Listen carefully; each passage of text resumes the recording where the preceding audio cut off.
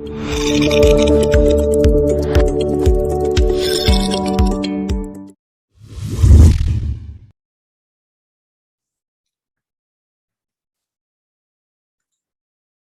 jumpa teman-teman sekalian. Hari ini saya akan berbagi dengan teman-teman tentang pembiayaan dan penganggaran kesehatan dan reformasi sektor kesehatan. Materi ini adalah materi pertama dari topik besar pembiayaan dan penganggaran kesehatan, khususnya di Indonesia. Nah, untuk memulai pembahasan kali ini, saya akan terlebih dahulu menyajikan outline-nya. Yang pertama adalah apa perbedaan antara pembiayaan dan penganggaran. Kedua istilah ini sering kita gunakan dan bisa saja ada persepsi yang berbeda. Oleh karena itu, pada bagian pertama saya akan menjelaskan terlebih dahulu perbedaan antara kedua istilah ini. Yang kedua adalah apa yang dimaksud dengan sektor kesehatan. Istilah ini juga sering diperbincangkan, tetapi belum mencakup secara keseluruhan makna dari sektor kesehatan itu. Ada yang menggabungkannya dengan urusan kesehatan, ada yang juga sering menyebut sebagai bidang kesehatan, dan lain-lain sebagainya. Nanti kita lihat apa yang dimaksud dengan sektor kesehatan dan komponen-komponen apa saja di dalamnya. Yang ketiga adalah bagaimana keterkaitan antara situasi pembiayaan kesehatan dengan reformasi di sektor kesehatan. Jadi ada kaitan antara kedua ini sehingga diperlukan adanya reformasi. Yang ketiga adalah apa yang dimaksud dengan reformasi kesehatan, sektor kesehatan itu sendiri. Yang keempat, bagaimana negara-negara beradaptasi dengan agenda reformasi kesehatan. Karena agenda reformasi kesehatan ini sudah sejak lama muncul, dan setiap negara itu diharuskan untuk menyesuaikan dengan agenda reformasi kesehatan dunia. Yang keenam, apa kerangka yang ditawarkan oleh WHO agar agenda reformasi sektor kesehatan yang mendunia itu bisa mendarat dengan mulus atau soft landing di berbagai belahan dunia, baik di Eropa, Amerika, Afrika maupun Asia. Jadi kurang lebih ada 6 poin ini yang akan saya jelaskan pada kesempatan kali ini. Mari kita mulai dari pertanyaan pertama, apa perbedaan antara pembiayaan dan penganggaran?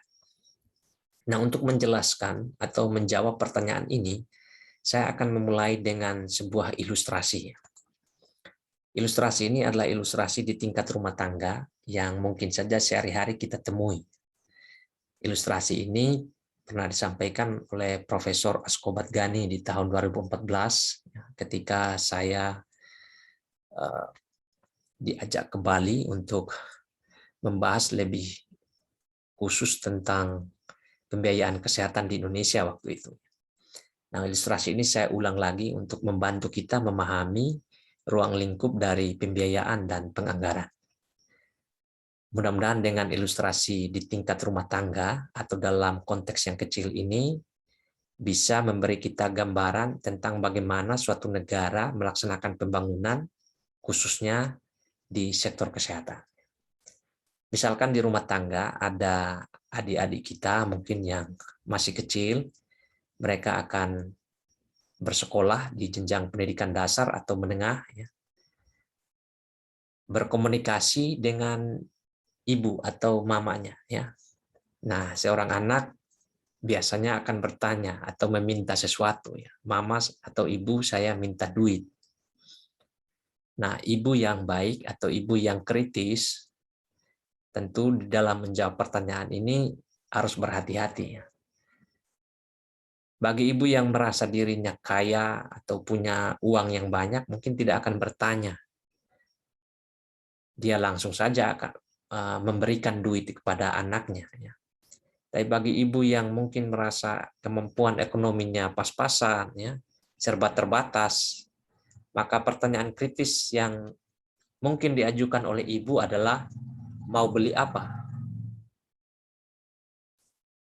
Karena seorang anak yang minta duit kan ada kebutuhan tertentu. Nah, kebutuhan itu perlu ditanyai ya, mau beli apa anak ini. Nah, sebagai anak yang mau masuk sekolah, sekolah dasar atau sekolah menengah, kebutuhan yang paling urgen katakanlah baju seragam ya. Maka jawaban anak kita anggap saja di sini adalah mau beli baju seragam. Jadi setelah ibu bertanya mau beli apa, anak menjawab beli baju seragam. Nah, di titik ini seorang ibu yang kritis juga tentu akan bertanya, berapa harganya? Harga baju tadi. Nah, anak tentu akan menjawab sesuai dengan apa yang diketahuinya. Bisa jadi dia dengar dari kawan-kawannya, atau bisa jadi dia menjawab berdasarkan perkiraan dari anak itu sendiri.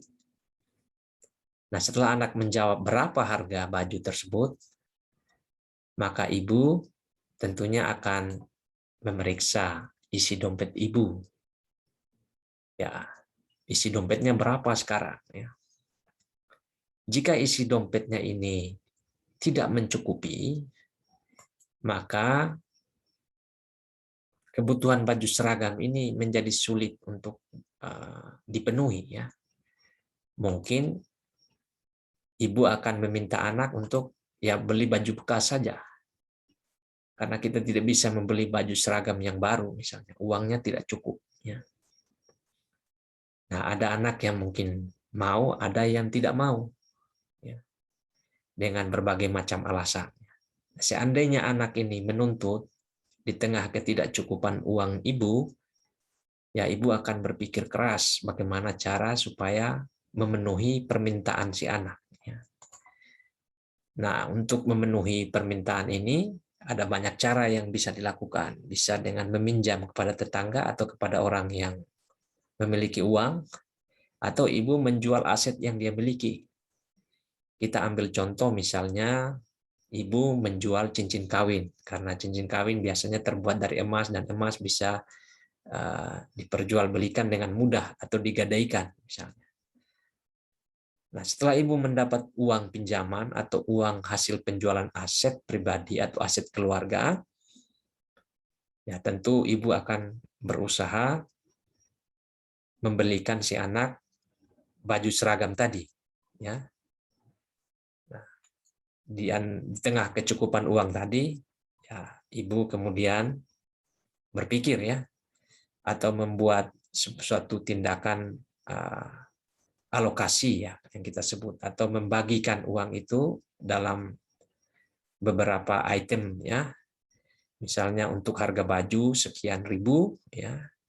Kemudian transport untuk beli baju harus pergi ke toko atau ke mall atau ke pasar mungkin ya. Dan selama perjalanan mungkin butuh uang jajan dan sebagainya. Dibagilah uang itu dalam beberapa item pembelian ini. Setelah baju dibeli, maka kita akan tiba di fase berikutnya. Ibu akan melihat dan memeriksa bajunya. Mungkin memakaikan kepada si anak, dan anak akan terlihat keren, ganteng ketika memakai baju itu, ya, atau cantik lah. Nah, dari ilustrasi ini teman-teman sekalian, ya, kita melihat bahwa ada beberapa fase yang dilakukan dengan berbagai macam pertanyaan yang harus dijawab di setiap fase ini. Nah, ilustrasi ini juga menggambarkan suatu negara di dalam proses pembangunan, termasuk pembangunan sektor kesehatan. Jadi kalau kita bawa ilustrasi ini ke tingkat negara atau ke tingkat provinsi atau ke tingkat kabupaten misalnya, maka kita akan menemukan fungsi-fungsi ini ya.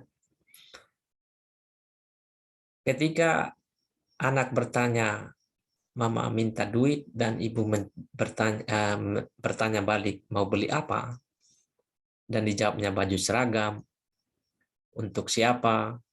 Ya tentu untuk anak. Maka fase ini adalah fase kita merencanakan sesuatu. Merencanakan apa?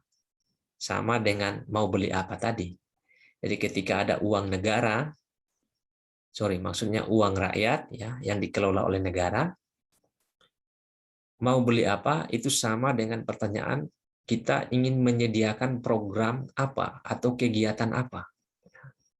Kalau di rumah tangga tadi adalah baju seragam, kalau di tingkat negara program dan kegiatan apa yang hendak kita sediakan atau kita berikan kepada rakyat atau kepada masyarakat. Kalau di kesehatannya ada banyak programnya ya, baik untuk menurunkan angka kematian maupun juga untuk menurunkan angka kesakitan dan gangguan-gangguan yang lain atau mungkin memperbaiki sistem kesehatan itu sendiri. Untuk siapa? Ini bicara target ya. Target sasaran atau dalam bahasa kerennya target beneficiary ya. Kalau di tingkat rumah tangga tentu baju tadi dibeli untuk ya adik-adik kita tadi yang mau sekolah ya. Tapi dalam konteks bernegara sasaran target kita adalah masyarakat. Masyarakat yang akan mendapatkan pelayanan kesehatan supaya meningkat derajat kesehatannya. Jadi di sini kita bicara target setelah bicara perencanaan tadi atau planning ya. Berapa harganya? Ini sama dengan kalau di level kabupaten, provinsi atau negara adalah fase perhitungan biaya atau costing ya. Kita menghitung berapa besar biaya yang diperlukan untuk tadi program dan kegiatan yang akan diberikan atau disediakan bagi warga negara atau masyarakat. Untuk menjawab berapa isi dompet, ini adalah pekerjaan akuntansi. Atau berapa aset yang kita punya, berapa uang yang kita punya, berapa hutang kita selama ini, berapa piutang kita yang belum dibayar oleh orang lain. Pertimbangan berapa aset, berapa uang, atau berapa piutang dan hutang kita, itulah yang akan menentukan situasi cukup atau tidak uang tersebut atau dana tersebut untuk membeli baju seragam ini. Ya kalau dirasa tidak cukup, ya mungkin kita mengubah di sini ya. Mungkin dikurangi program dan kegiatannya. Ini yang sering kita sebut sebagai efisiensi tadi. Kita penghematan ya. Mungkin tidak bisa beli baju seragam yang baru atau tidak membeli menyediakan program-program baru, tapi program-program lama yang mungkin lebih murah ya. Kalau duitnya tidak cukup atau uangnya tidak cukup. Tapi kalau hasil perhitungan akuntansi biayanya cukup, ya kita bisa langsung saja melakukan pembelian gitu, atau penyediaan program dan kegiatan yang sudah direncanakan tadi. Tapi ada pilihan lain juga ya. Kalau tidak cukup, mungkin kita perlu meminjam uang dari sektor lain atau dari sumber-sumber dana yang lain. Bisa juga kita berhutang. Bisa juga di sini kita menjual aset kita supaya kita punya uang yang cukup. Negara juga begitu. Kalau tidak cukup pendapatannya, mungkin saja meminjam dari Bank Dunia atau dari IMF atau dari negara-negara lain. Atau kita menjual aset-aset kita untuk kita bisa mendapatkan dana segar gitu. Nah, setelah tersedia dananya, dana ini kemudian dialokasikan terhadap berbagai program dan kegiatan yang sudah direncanakan tadi. Oh ya, sebelumnya ketika kita berusaha untuk menyediakan dana di sini, ini adalah aktivitas atau fungsi pembiayaan atau financing ya. Sedangkan setelah tersedia dananya untuk kita belanjakan, kita harus alokasikan. Nah, pekerjaan membuat alokasi terhadap berbagai program dan kegiatan ini yang kita sebut sebagai penganggaran atau budgeting. Jadi di sini terlihat berdekatan sekali atau berkaitan erat sekali antara pembiayaan dan penganggaran. Nah, setelah penganggaran dilakukan, dibelanjakan, nah kita lihat dan periksa apakah yang kita belanjakan itu memenuhi harapan kita, memenuhi apa yang kita sudah buat di fase perencanaan. Nah, ini adalah bagian dari aktivitas yang kita sebut sebagai evaluasi. Ya, jadi teman-teman sekalian, ya, bicara tentang ruang lingkup pembiayaan dan penganggaran, memang ini beda-beda tipis ya, dan tahapannya juga beriringan ya. Bisa jadi ada irisan di sini. Ada mungkin literatur yang mengelompokkan pembiayaan hanya bagaimana meningkatkan dana segar atau uang yang cukup sehingga bisa nanti disediakan berbagai program dan kegiatan ya, penganggaran. Tapi ada juga yang menyebutkan pembiayaan itu sampai dengan alokasinya. Ya, itu banyak-banyak versi. Tapi kalau dilihat dari ilustrasi ini, ya pembiayaan itu memang berkaitan erat dengan upaya untuk memenuhi sejumlah dana yang dibutuhkan untuk menyediakan program dan kegiatan bagi masyarakat. Aktivitas dari mengalokasikan uang yang sudah tersedia tadi dalam berbagai program dan kegiatan, itulah yang kita sebut sebagai penganggaran. Nah, bisa jadi di dalam proses penganggaran ini tidak sama dengan hasil perhitungan biaya atau costing yang dilakukan sebelumnya. Karena apa? Karena di dalam proses penganggaran ini ada banyak aktor yang bermain, ya, atau banyak kepentingan, ada banyak kelompok yang juga meminta. Kalau tadi ilustrasi kita hanya satu anak yang meminta. Tapi dalam hidup bernegara ada banyak yang meminta uang ini, uang yang tersedia tadi.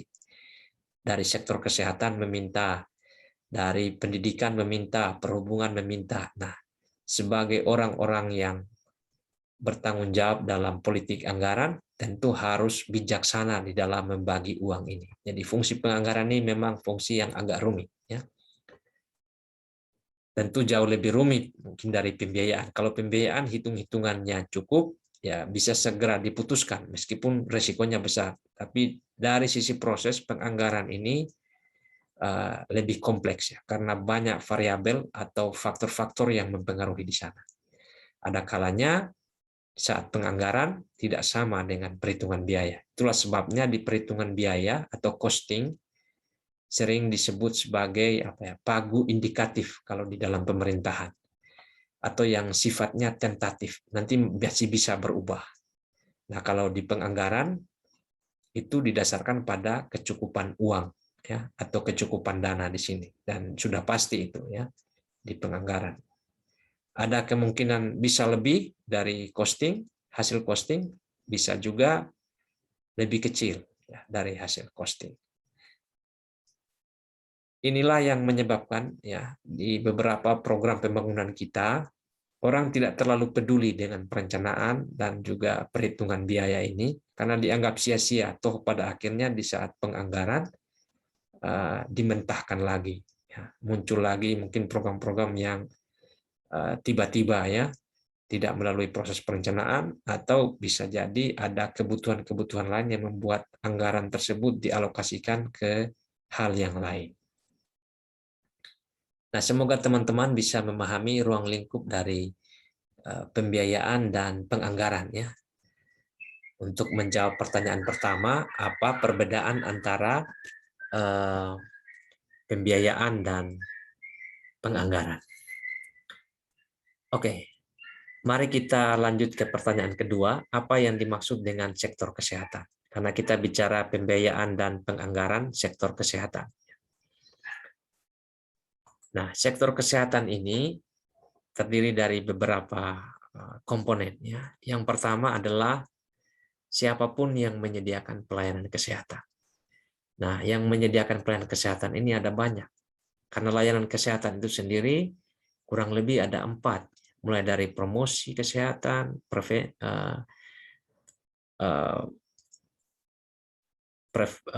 program-program preventif, kemudian kuratif, dan rehabilitatif.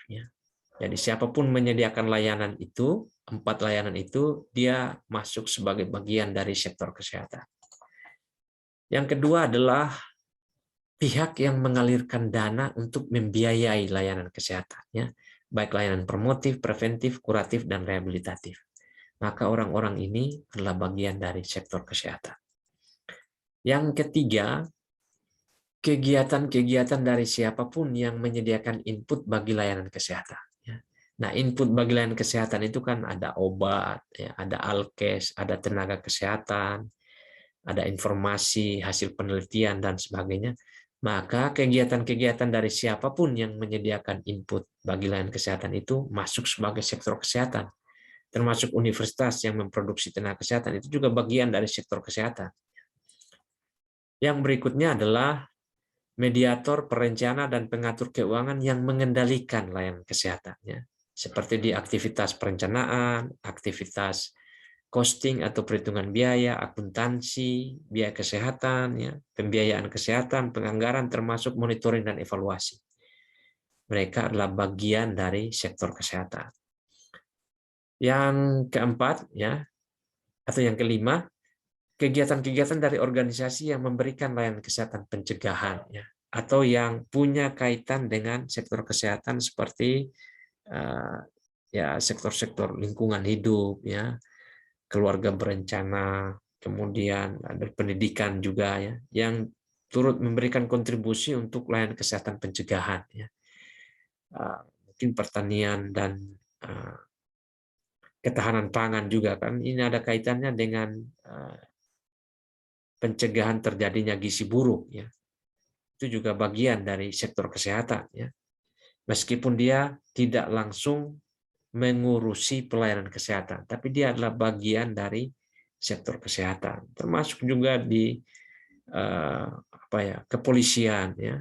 Ada juga yang memberikan layanan pencegahan, mencegah orang tidak narkoba dan penyalahgunaan zat-zat yang lain, ya. Jadi 5 aspek ini atau 5 komponen ini adalah bagian dari sektor kesehatan. Jadi kalau orang bertanya apa yang dimaksud sektor kesehatan, ya sektor-sektor yang menyediakan layanan, ya, mengalirkan dana, yang menyediakan input bagi layanan kesehatan, mengendalikan layanan kesehatan, atau yang memberikan layanan kesehatan pencegahan, itu adalah bagian dari sektor kesehatan, ya. Oke, yang berikutnya pertanyaan bagaimana keterkaitan antara situasi pembiayaan kesehatan dengan reformasi di sektor kesehatan.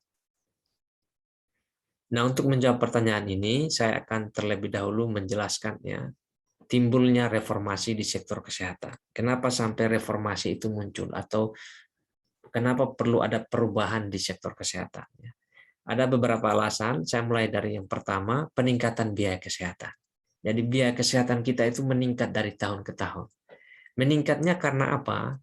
Ya tentu ada belanja kesehatan negara yang meningkat. Dulu ada negara yang mengalokasikannya hanya di bawah 10% per tahun misalnya dari seluruh pendapatan atau belanja negaranya. Tahun ini dengan berbagai peningkatan kebutuhan dia anggarkan lagi lebih dari 10% misalnya. Nah, ada juga yang mendorong peningkatan biaya ini, jumlah lansia, ya. Semakin bertambah usia harapan hidup, maka kaum lansia juga akan bertambah banyak di seluruh dunia, ya. Nah, ketika usia harapan hidup bertambah, ada yang menjalani usia lansia itu dengan nyaman, tenang, bahagia, ada yang mungkin sakit-sakitan, ya.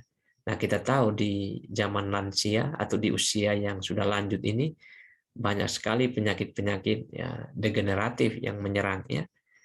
Sehingga ya diperlukan biaya yang besar untuk bisa merawat mereka, mengobati mereka, ya hanya untuk menjaga supaya kaum lansia tidak mengalami kematian dalam waktu yang cepat, gitu, ya.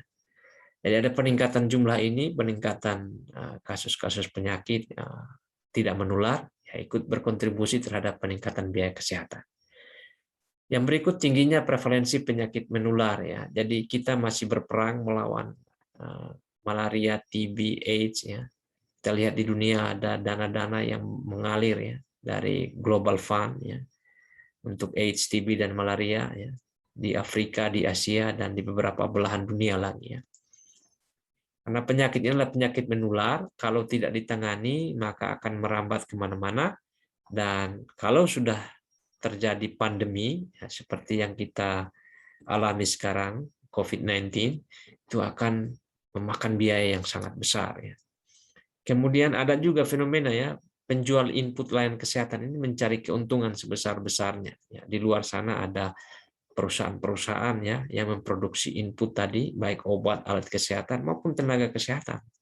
Ada yang niatnya baik, ada juga yang niatnya hanya untuk kepentingan diri sendiri, yakni keuntungan tadi. Nah, ini berdampak pada peningkatan biaya kesehatan. Kalau obat mahal, alkes mahal, atau biaya produksi tenaga kesehatan itu mahal, maka tarif pelayanan kesehatan juga akan bertambah ya. Nah, ketika tarif bertambah, maka akan bertambah juga pengeluaran dari tingkat rumah tangga untuk bisa membayar tarif-tarif tersebut. Kemudian ada perkembangan teknologi, ini bisa menurunkan biaya, bisa juga meningkatkan biaya. Ya. Teknologi ini bisa mengurangi ketika kita mendapatkan teknologi yang murah, tapi kalau teknologinya canggih dan butuh pengorbanan besar untuk memproduksinya, maka ketika teknologi itu dipakai, dia juga akan memasang tarif yang besar. Ya, prevalensi penyakit kronis seperti yang sudah saya sebutkan pada peningkatan jumlah lansia tadi, ini juga turut berkontribusi ya. Dan ini semua ada dampaknya bagi pooling asuransi kesehatan ya. Kalau biayanya semakin meningkat ini ya, diperlukan pool yang lebih besar lagi dan mungkin iuran yang lebih besar lagi untuk bisa menutup biaya-biaya klaim dari rumah sakit, dari puskesmas ya, atau mungkin dari klinik-klinik swasta yang lain ya. Ketika terjadi peningkatan seperti ini, maka kita perlu beradaptasi ya. Perlu ada perubahan ya, perubahan di sektor kesehatan kita sehingga sektor kesehatan ini benar-benar nanti bisa menyediakan pelayanan kesehatan yang bisa dijangkau dan juga bermutu. Ini peristiwa atau fenomena yang mendorong munculnya reformasi di sektor kesehatan, ada peningkatan biaya kesehatan. Yang kedua, di saat yang sama, tadi fenomenanya di sistem kesehatan kita, yang berikutnya adalah peningkatan harapan penduduk. Ini bukan hanya di Indonesia, tapi juga di negara-negara lain, ya. Karena perkembangan sosial ekonomi, modernisasi, ya, tuntutan untuk dilayani lebih baik, lebih modern, ya. Adanya peningkatan indeks demokrasi, ya. Orang-orang makin bebas bicara, orang-orang makin menuntut hak asasi manusia. Nah, harapan yang semakin tinggi itu perlu dijawab. Dijawab dengan penyediaan layanan kesehatan yang lebih baik. Oleh karena itu, perlu ada semacam upaya untuk meningkatkan kinerja dari pelayanan kesehatan atau sektor kesehatan itu sendiri. Dan ini mendorong munculnya agenda reformasi sektor kesehatan. Yang berikut adalah adanya fakta keterbatasan kemampuan sumber daya. Jadi ada negara-negara yang kemampuan fiskalnya itu tidak memadai, uangnya tidak cukup, pendapatannya tidak cukup, banyak hutangnya, atau sebaliknya ada juga yang meningkat kemampuan fiskalnya karena putaran ekonominya bagus. Kemudian ada ekonomi yang diintervensi dan kepentingan politik, sehingga ekonominya melambat, pertumbuhannya kecil, nah itu pasti mempengaruhi pendapatan negara gitu. Dari pajak, dari non pajak, atau dari hasil ekspor impor dan sebagainya. Kemudian ada inflasi, kenaikan harga-harga barang dalam periode tertentu, dan masih banyak lagi.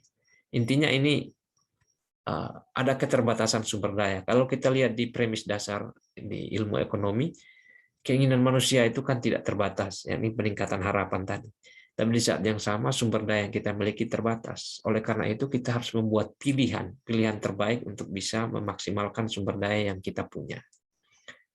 Ini alasan ketiga yang mendorong timbulnya agenda reformasi di sektor kesehatan. Alasan yang keempat adalah alasan yang mungkin terlalu subjektif. Adanya skeptisisme atau keraguan-raguan terhadap gagasan-gagasan yang konvensional. Sudah lama kita pakai program itu, tidak berhasil juga. Kalaupun ada perubahan dari intervensi program yang dulu-dulu, naiknya sedikit sekali ya. Jadi ada semacam keraguan. Program-program yang dulu kayaknya perlu perubahan ya. Kayaknya perlu reformasi. Jadi kurang lebih 4 alasan ini yang mendorong munculnya agenda reformasi di sektor kesehatan ya. Nah, teman-teman sekalian, ya, saya juga perlu menyampaikan bagaimana cara pandang ya, pemimpin-pemimpin yang ada di dunia ini ya, dari perspektif globalnya ya, di WHO atau di negara-negara di dunia lah. Kesehatan itu dipandang seperti apa sih? Ya. Nah, agenda reformasi ini muncul dalam situasi ketika kesehatan itu sudah mulai dipandang sebagai elemen pokok dari kapabilitas pelaku pembangunan. Maksudnya begini ya, kesehatan itu menjadi modal ya, modal bagi pembangunan. Kalau tidak sehat berarti sulit untuk bisa produktif gitu ya. Jadi kesehatan itulah yang dianggap sebagai penyebab pertumbuhan ekonomi. Sehat harus ada terlebih dahulu, baru kemudian orang bisa bekerja produktif dan bisa menghasilkan uang gitu ya. Putaran ekonomi akan lebih cepat kalau dipenuhi oleh orang-orang sehat. Sedangkan kalau dipenuhi oleh orang-orang sakit, maka ekonomi akan menjadi lesu. Jadi di global sendiri, agenda reformasi itu hadir dalam situasi ketika terjadi diskusi mengenai posisi kesehatan ini. Jadi kesehatan sudah dianggap sebagai barang investasi. Ya. Persepsi orang lebih dominannya barang investasi. Jadi dia itu menjadi modal bagi pelaksanaan pembangunan yang lainnya. Memang kesehatan bisa juga disebut sebagai barang konsumsi ketika sakit. Cuma ya itu pendekatan yang dulu ya, pendekatan yang dulu. Ya tunggu sakit kita obati yang sakit. Tapi bagaimana mencegah supaya tidak sakit atau mencegah supaya tidak terjadi gangguan, dulunya belum dipikirkan.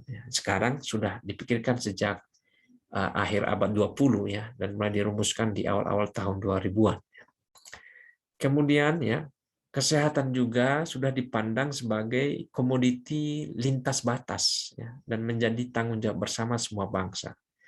Ini erat kaitannya dengan penyakit-penyakit menular ya.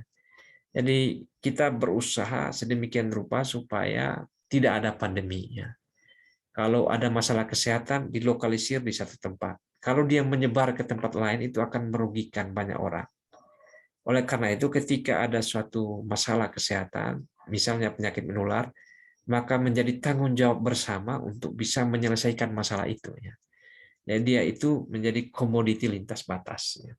Jadi kalau urusan kesehatan harusnya tidak dibatasi oleh sekat-sekat wilayah ya, dalam upaya penyelesaiannya ya. Tapi kalau upaya untuk melokalisir masalah penyakitnya sendiri ya, disemikian rupa hanya berada di satu wilayah. Wilayah yang lain itu membantu supaya tidak menyebar kemana-mana.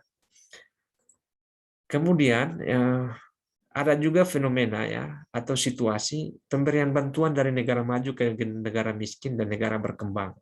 Di satu sisi pemberian bantuan ini baik di dalam jangka pendek ya. Jadi ada intervensi-intervensi yang mungkin tidak bisa dilakukan di negara miskin, negara berkembang karena kurang uang.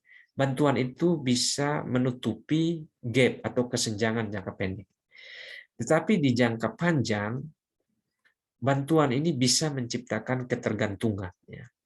Nah, oleh karena itu memang perlu ada reformasi ya, reformasi secara global supaya ada keseimbangan lah. Jangan sampai bantuan ini menciptakan ketergantungan jangka panjang.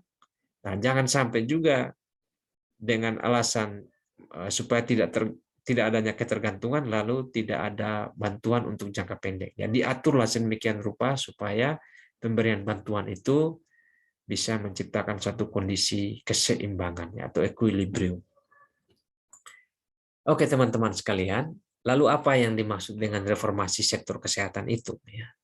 Nah, per definisi teman-teman sekalian, ya reformasi sektor kesehatan itu adalah upaya signifikan untuk meningkatkan kinerja pelayanan kesehatan. Jadi langkah-langkah yang secara tidak normal ya, atau yang sangat bermakna untuk meningkatkan kinerja pelayanan kesehatan kita ya. Ya dalam konteks global ya WHO bertanggung jawab untuk itu ya. Tapi di tingkat negara ya presiden, di tingkat provinsi ya gubernur, di tingkat kabupaten ya bupati atau wali kota ya untuk kota. Harus ada upaya signifikan untuk meningkatkan kinerja pelayanan kesehatan dalam rangka meningkatkan derajat kesehatan masyarakat. Nah, reformasi di sektor kesehatan ini ya itu berkaitan erat dengan dua hal. Jadi upaya signifikan untuk meningkatkan kinerja ini berkaitan erat dengan dua hal. Yang pertama adalah jumlah dan aspek dalam sistem pelayanan kesehatan yang dirubah. Jadi mungkin selama ini kurang kita tambahkan, dan selama ini mungkin tidak bermutu kita tingkatkan mutunya. Ini contoh saja ya dari sisi jumlah dan aspek. Dan yang kedua, upaya signifikan ini juga berkaitan erat dengan seberapa radikal perubahan yang dibuat dibandingkan dengan praktek masa lalu.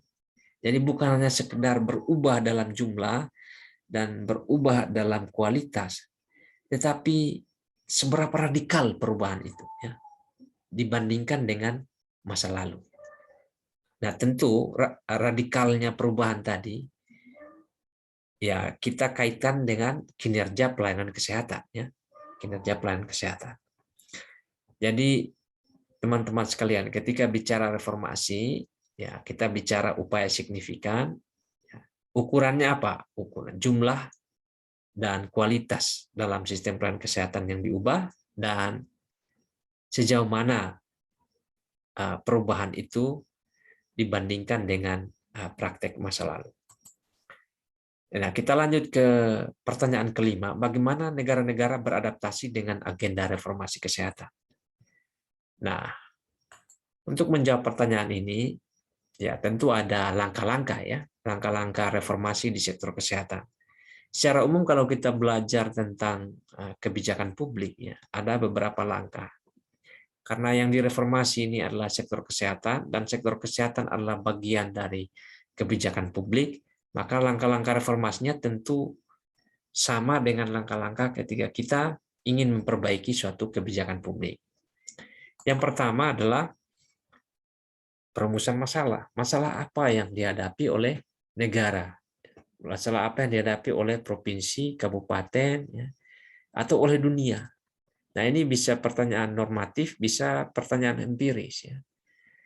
Apa sih masalah kita sebenarnya? Atau apa masalah kita yang sedang terjadi? Ini empiris. Kalau yang apa masalah kita sebenarnya, itu pertanyaan normatif.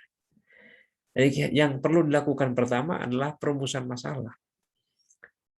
Bisa didekati dengan kajian-kajian, dengan riset-riset, atau dari laporan-laporan yang memang sudah direview, ya, dipastikan validitas datanya. Yang kedua adalah pencarian akar penyebab dari masalah-masalah kesehatan. Ini fase kita melakukan analisis penyebab dan akibat. Jadi masalah-masalah yang ada tadi kita carikan. Apa sih akar penyebabnya? Penyebab level 1-nya apa? Penyebab level 2 dan penyebab level 3-nya apa? Kemudian yang ketiga, setelah kita ketahui penyebabnya, baru kita lakukan pengembangan kebijakan. Ya. Bisa berupa ide baru. Ya. Kita ingin berpikir ke depan. Ya. Ya, proses mendesainnya juga dibuat sedemikian rupa sehingga betul-betul bisa long time atau waktunya panjang. Bukan sesuatu yang hanya direncanakan untuk kepentingan saat ini saja. Dipikirkan untuk masa yang akan datang. Setelah kita mengembangkan kebijakan, di dalamnya ada program dan kegiatan, ya tentu harus ada keputusan politik, ya. Political will dan political skill. Ya. Strategi membangun koalisi yang kuat dari awal sampai implementasi. Karena kebijakan ini selalu ada yang pro, ada yang kontra. Dan di sana ada pertarungan kelompok-kelompok yang kuat, ya. Baik dari sisi yang pro maupun kontra. Tapi harus diputuskan, karena memang tidak bisa menyenangkan semua orang.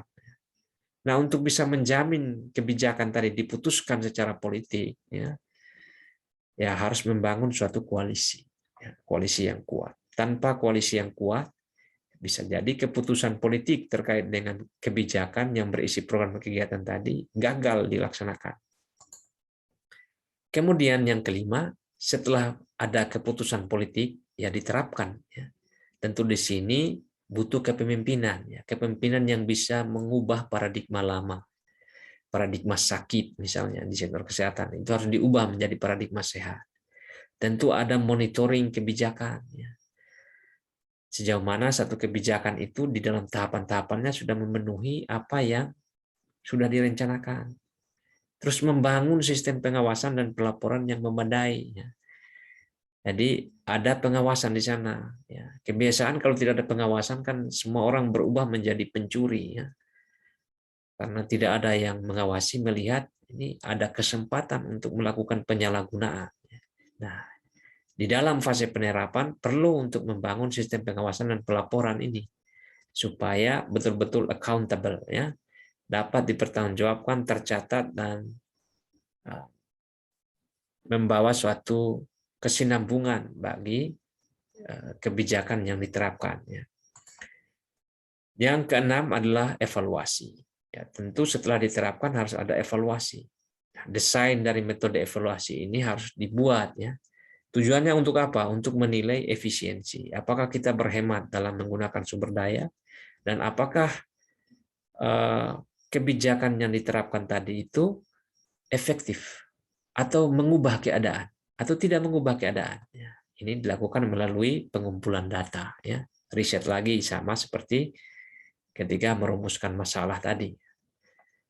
Jadi kira-kira itu adalah 6 langkah ya untuk melakukan reformasi di sektor kesehatan secara umum. Jadi bagaimana untuk bisa beradaptasi secara umum yang melakukan atau menjalankan langkah-langkah ini ya dalam konteks bernegara atau di tingkat provinsi, kabupaten, ataupun di tingkat yang paling rendah, misalnya di puskesmas. Teman-teman sekalian, ya, tidak cukup dengan kita melakukan langkah-langkah tadi, itu baru menjawab jumlah dan kualitasnya. Tapi dalam rangka menjawab seberapa radikal perubahan tadi, perubahan yang kita buat di dalam agenda reformasi sektor kesehatan tadi, ya kita butuh semacam kerangka berpikir ya atau framework ya. Nah, kerangka ini ditulis oleh Robert dan kawan-kawannya di buku yang sangat terkenal Getting Health Reform Right. Nah, di dalam bukunya ini ada satu kerangka yang sangat terkenal yang disebut sebagai the Control Knob Framework ya. Ya, kalau kita bernostalgia ke masa lalu atau masa kecil ya, masa kecil itu kan ada radio ya. Radio itu punya tombol-tombolnya. Jadi kalau kita ingin menyetel radio ini suaranya bagus, kedengaran lantang, kencang, bisa didengar ya, bassnya oke, treble-nya oke ya, suaranya juga oke, maka ada tombol-tombol tertentu yang kita harus putar ya. Kita harus putar sesuaikan sedemikian rupa sehingga suaranya bagus untuk didengar. Nah, control knob framework ini juga menggunakan ilustrasi sederhana tadi seperti di radio tadi ya. Untuk kita meningkatkan ya, maksudnya agar kita bisa meningkatkan status kesehatan atau kepuasan dari pengguna layanan kesehatan atau ada perlindungan finansial terhadap penduduk ya, harus ada efisiensi di dalam program kesehatan. Harus ada mutu yang bagus atau mutu yang tinggi. Orang harus bisa mengakses pelayanan kesehatan agar bisa sampai ke tahapan ini, status kesehatan yang tinggi, kepuasan yang tinggi, dan juga perlindungan secara finansial. Nah, bagaimana cara supaya ketiga-tiganya ini bisa kencang ya, efisiensinya bagus, kualitasnya bagus, aksesnya bagus. Ada beberapa tombol yang harus diputar di sini ya.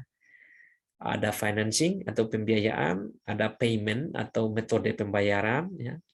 Kemudian ada regulation atau regulasi atau aturan, ya. Kemudian ada organization atau lembaga atau unit yang menyediakan pelayanan. Kemudian ada behavior atau perilaku orang atau perilaku penduduk. Jadi kalau ingin mengubah efisiensi menjadi lebih baik, quality dan akses ini, mana yang kita akan putar gitu. Putar lebih kencang. Apakah kita gelontorkan dana sebanyak-banyaknya, atau kita perbaiki payment-nya, metode pembayarannya, atau kita buat regulasi, atau kita perbaiki organisasinya, kepemimpinannya, atau kita perbaiki perilaku masyarakatnya. Nah, di dalam upaya untuk bisa membuat suatu reformasi yang radikal, ya, maka tombol-tombol inilah yang kita putar, ya. Ya, kita seimbangkanlah. Mungkin pembiayaannya hanya sampai level 5, payment-nya diperbaiki ke level 4, regulasinya sampai level 8, organisasinya di level 9, ya, behavior-nya mungkin level 3. Nah, akan ada banyak variasi di sini, ya. Mungkin ada negara yang jor-joran, ya, mengeluarkan pembiayaan atau uang yang banyak. Tapi ada negara yang mungkin strategi untuk membuat radikalnya reformasi tadi mungkin hanya dengan memutar payment karena financingnya sudah oke. Atau dia mungkin hanya memutar tombol regulasi. Maka yang ini sudah cukup kencang. Kalau ini kencang, maka di sini juga akan bagus ini status. Atau bisa jadi karena pembiayaannya oke, pembayarannya oke, ya, regulasinya oke, organisasi yang mungkin untuk mencapai suatu reformasi yang radikal dia hanya cukup memutar tombol behavior, artinya membuat kebijakan dari sisi pengendalian perilaku penduduk. Ya, bisa saja ya, ada pilihan yang banyak lah begitu ya bagi setiap pemimpin di daerah kita. Nah, memang di dalam sharing-sharing saya ke depannya nanti akan lebih banyak terkait dengan financing, ya. Bagaimana kita mengutak-atik tombol financing ini untuk bisa menghasilkan suatu derajat kesehatan yang lebih baik atau kepuasan pelanggan yang lebih baik dan juga ada perlindungan secara finansial.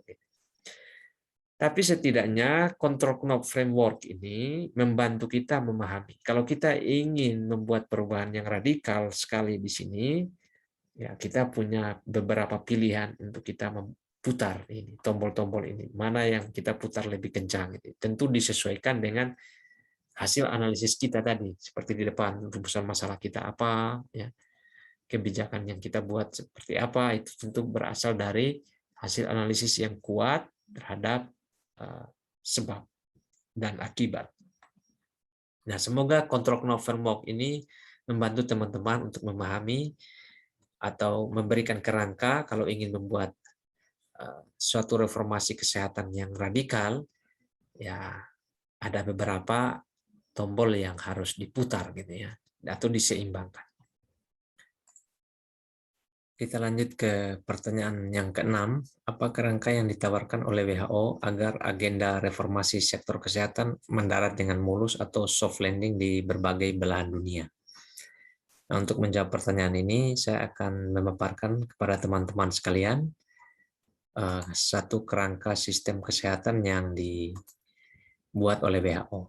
WHO membuat suatu kerangka sistem kesehatan yang terdiri dari dua bagian besar. Yang pertama adalah fungsi sistem kesehatan, dan yang kedua adalah tujuan sistem kesehatan. Di bagian fungsi sistem kesehatan ada 4 elemen penting. Yang pertama adalah stewardship atau fungsi pengaturan, ya, atau pengelolaan. Yang kedua adalah fungsi creating resources atau mobilisasi sumber daya. Yang ketiga adalah financing atau pembiayaan. Dan yang keempat adalah delivering services atau upaya kesehatan. 4 fungsi ini dijalankan sedemikian rupa untuk mencapai tujuan sistem kesehatan yang terdiri dari 3. Yang pertama adalah tentu yang terpenting ini ya, meningkatkan derajat kesehatan setinggi-tingginya. Di saat yang sama harus responsif terhadap kebutuhan non medis penduduk. Jangan sampai untuk mengejar kesehatan kita abai terhadap hal-hal yang lain yang mungkin juga bukan kebutuhan non medis tapi itu berpengaruh terhadap sektor kesehatan. Yang berikut lagi adalah adanya keadilan dalam hal kontribusi finansial. Jangan sampai sistem kesehatan yang kita desain membuat orang-orang miskin tidak bisa mengakses pelayanan kesehatan. atau mereka mendapatkan kesulitan finansial, sudah sakit, dibebani lagi dengan biaya kesehatan yang tinggi, akhirnya mereka memilih untuk tidak mau memanfaatkan pelayanan kesehatan, dan ya bisa jadi akan buruk bagi kesehatannya sendiri. Ya. Syukur-syukur kalau itu bukan penyakit menular, tapi kalau penyakit menular kan akan bertambah lagi biaya yang harus disediakan untuk itu. Ya. Jadi untuk mencapai ketiga ini, 4 fungsi itu harus dijalankan, dan semua ini berkaitan erat. Nah, kerangka inilah yang ditawarkan oleh WHO agar agenda reformasi kesehatan yang didengung-dengungkan sejak tahun 90-an dan dirumuskan secara lebih baik pada awal tahun 2000-an bisa nanti mendarat dengan mulus, ya, atau diterapkan atau diimplementasikan di berbagai belahan dunia, ya, baik di negara maju, negara miskin, negara berkembang, ya, baik di Afrika, Eropa, Asia, dan Amerika, ya, termasuk juga Australia. Nah, dari kerangka ini banyak negara mengadopsi, termasuk Indonesia, dan Indonesia sendiri sudah menyusun suatu sistem kesehatan, ya, yang kita sebut sebagai Sistem Kesehatan Nasional. Ini diatur di dalam Peraturan Presiden Nomor 72 Tahun 2012. Di dalam Peraturan Presiden ini, ya, sistem kesehatan itu dibagi jadi beberapa subsistem, ya, mulai dari manajemen informasi dan regulasi kesehatan, SDM kesehatan, farmasi alat kesehatan dan makanan, penelitian dan pengembangan kesehatan, pemberdayaan masyarakat, pembiayaan kesehatan, dan semuanya ini bermuara pada subsistem upaya kesehatan. Ketika semua ini dilaksanakan atau bergerak semua subsistemnya, harapannya adalah peningkatan derajat kesehatan masyarakat Indonesia yang setinggi-tingginya. Nah, dari kerangka ini teman-teman sekalian memberi suatu gambaran kepada kita bahwa kalau kita ingin membuat suatu reformasi kesehatan yang radikal, ya, ada banyak hal-hal yang harus kita perhatikan. Mungkin kita perlu perbaiki regulasinya, atau perbaiki di bagian SDM-nya, atau perbaiki di bagian pembiayaan kesehatannya. Itu bergantung kepada analisis situasi kita terhadap sistem kesehatan yang sedang kita jalankan sekarang. Ya. Kalau misalnya lemah di bagian pembiayaan kesehatan, berarti kita harus bekerja sedemikian rupa untuk memperbaiki subsistem ini. Atau kalau kita lemah di SDM kesehatan, kita harus bekerja sedemikian rupa sehingga SDM kesehatan ini tidak bermasalah.